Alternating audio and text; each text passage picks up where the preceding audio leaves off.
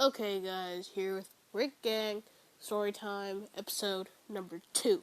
Okay, so last episode I reviewed the audio, I had to cut something out, and I personally think that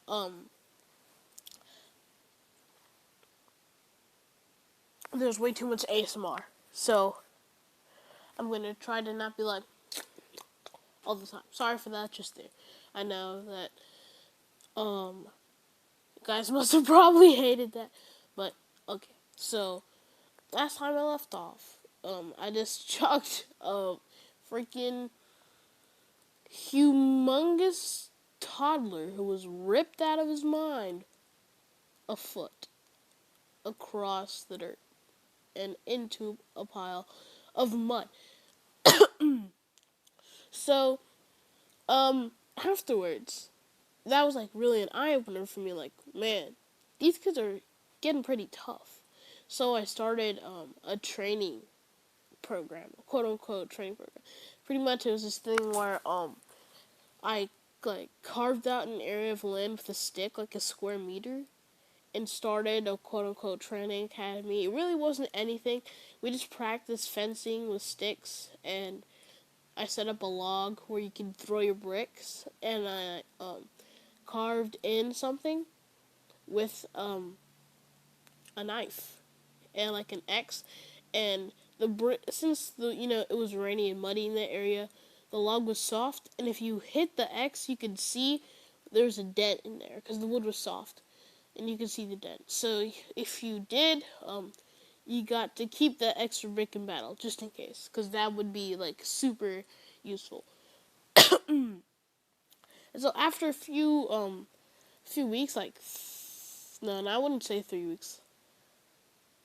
A week, yeah. After about a week of this kind of training, we started regaining back the land through like these mini like incursions of our group and against the other group, yeah. And so slowly we started getting more power, but again, we got the people from neighboring cities and we were outnumbered, and we realized that was the closest city nearby, and we knew that if they already had them on their side, it's not like we would have the numbers to stop them. They had more power in numbers, but we had more power in intelligence.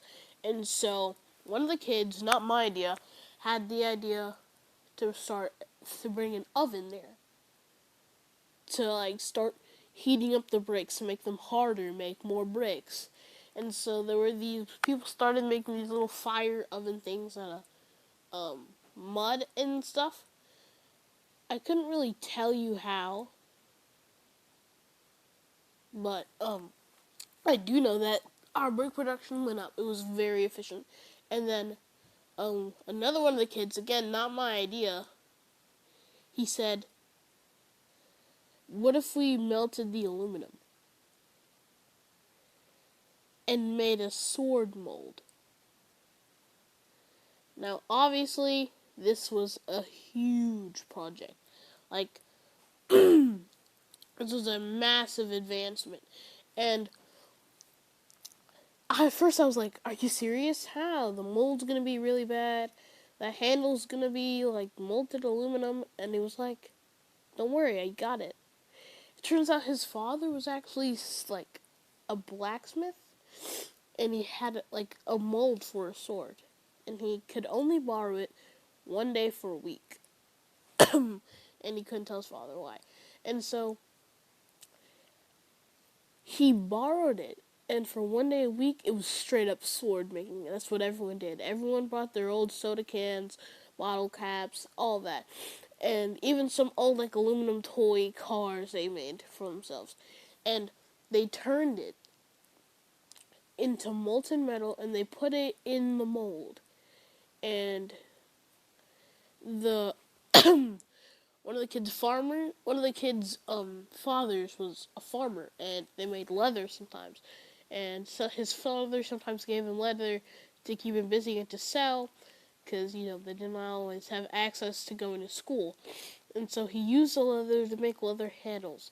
And so on average, if we spent like, I don't know, 14 hours, we can make about 10 swords a day, with each sword taking about an hour and a little bit extra, which is pretty much as soon as you wake up to the time you go to sleep, because it was like a huge, huge process, but it was definitely worth it, because as soon as we pulled up with swords, it was already done. They surrendered, and after they surrendered, we got the mud, break production, made a town hall, people started bringing in crops, and all this was in the process of 3 weeks. And that's about the time I left, because I only had like 2 months of summer vacation, which is about 8 weeks. And so, by the time I left, they had an Iron Age, quote unquote, because it's aluminum, and they started.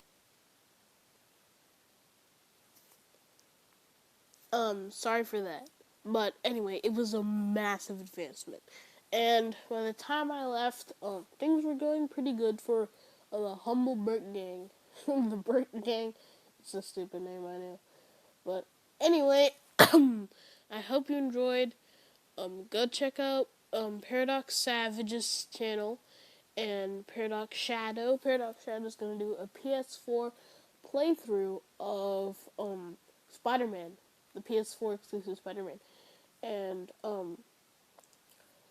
the new Epic game, the game created by Epic Games, The Cycle, I think is the name, that's going to be going on Paradox Savage's channel, maybe today or tomorrow, if you want to check that out. So, yeah, hope you had a great day. If you liked it, like. If you didn't, dislike. And comment if you have anything to say. We need as much feedback as we can get. Hope you have a great day. It's only a few days till Christmas. I'm not saying that you should be listening to the Christmas songs exactly yet, but I'm saying, I don't know, maybe next week, next 2 weeks, I'd be okay with it. Wouldn't mind. But yeah, have a great day. Might not be uploading because I might be coming down with something, but I probably will. I'm trying to upload once a day because these videos I can make fairly easily. It still takes some time, about 30 minutes for each one, because of the process that takes the time to upload and to edit. But yeah, I hope that you guys are having a fantastic day. Sorry for the ASMR. And yeah, I appreciate you guys watching this. Please subscribe. I'm just asking you if you want to, because it would mean a lot. Anyway, yeah, thank you for your time. Have a great day.